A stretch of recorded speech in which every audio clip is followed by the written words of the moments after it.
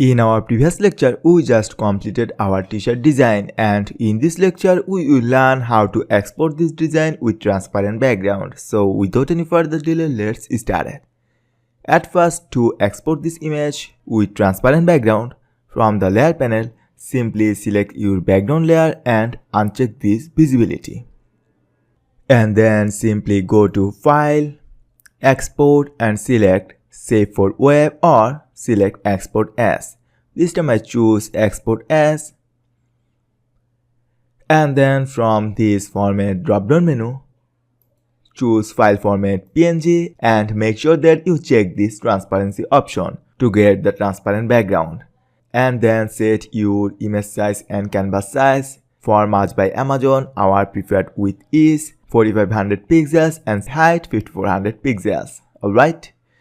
Now I choose metadata none, and finally I just simply hit on export all. And this time I choose destination folder desktop and type my file name, James T-shirt.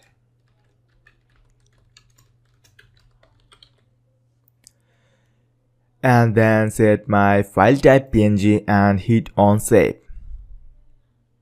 So our exporting is now complete, and here it is, our t-shirt design with transparent background.